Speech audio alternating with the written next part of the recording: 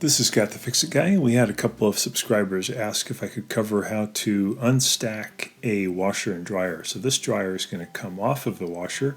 First thing, for safety, we unplug both the washer and the dryer. I'm going to turn off the gas by turning the valve 90 degrees. And on this LG washer and dryer, it's pretty easy to unstack. I'm going to remove the dryer vent tube from the back.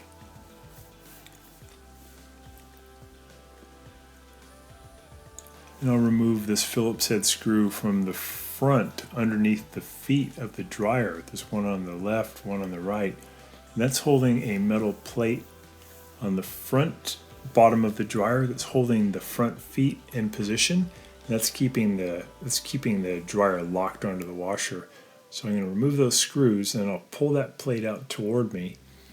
And now I can slide the dryer off of the washer by pulling it toward me. First though, I've turned off the gas. I'm going to undo the gas line from the back of the dryer. We've already got the vent tube off and we've got it unplugged.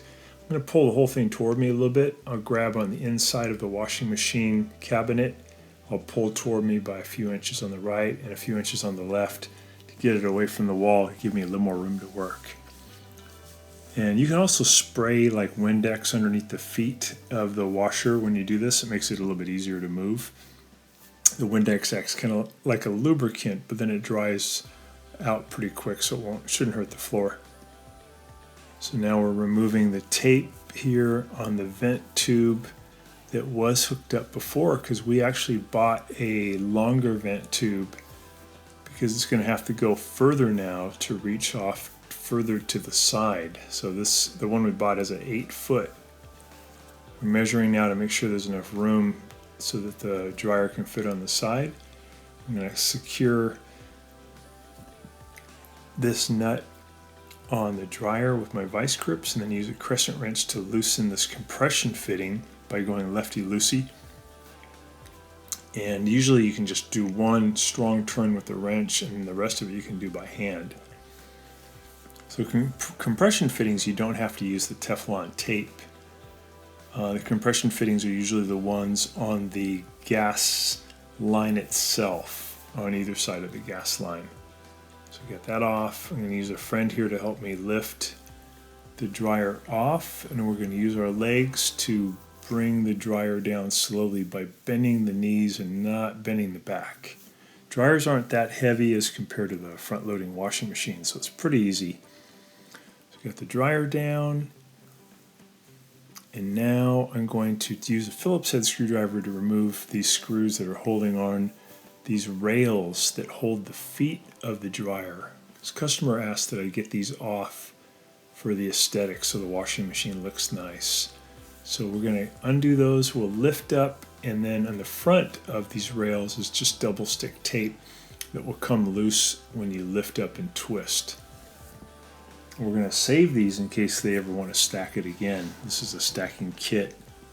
So just going to lift up and then twist it, and that should release the double stick tape.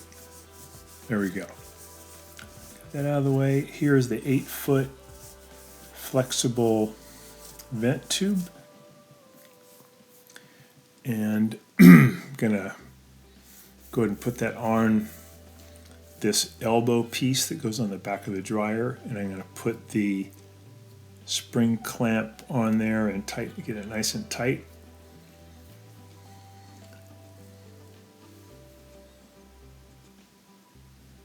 There we go. And then on the other side of this, is we think of it as the female side. That side's going to be the one that attaches to the dryer. And then the long side of the vent tube, that's going to attach to the wall. And just checking the distance, this vent tube is a little bit longer than I want, so I'm going to go ahead and cut it. You don't have to do this, but getting the vent tube to be just the right length instead of being too long is good, because really long vent tubes have more bends in them, and that reduces the dryer's ability to get rid of the moist and hot air, and it can affect the efficiency. So the shorter the tube, the better. I'm going to cut through the wire with my dikes, my diagonal pliers, and then I'll go ahead and attach this one to the wall by slipping it over and get my hose clamp in position. And then once I get that on there, I'm just going to get it in position and kind of slide and twist to get it up over there. And then I'll get that hose clamp on there nice and tight. The gas dryer, it's real important that you get these fumes out away from your house, because they do carry some carbon monoxide with them. And if you were just to vent directly into the room, not only would it put a lot of moisture in the room that you don't want, but it would put carbon monoxide, which is very dangerous. It could make you fall asleep, and you just don't wake up because it deprives your brain of oxygen. So having a secure vent system is really important.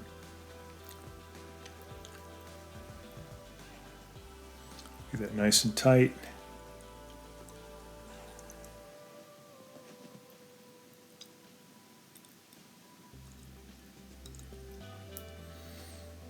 And then really all we have to do is attach the longer gas line. So we had to find a gas line that was 60 inches. I think the previous one was probably pretty short. I think it might have only been 24 inches or 2 feet. So this longer one works great. We get it in position, we get it finger tight, and we'll go ahead and tighten it with a wrench. You don't have to use a Teflon tape because it's a compression fitting. We got the vent tube on there, got it in position, and it's working great. So pretty easy to do.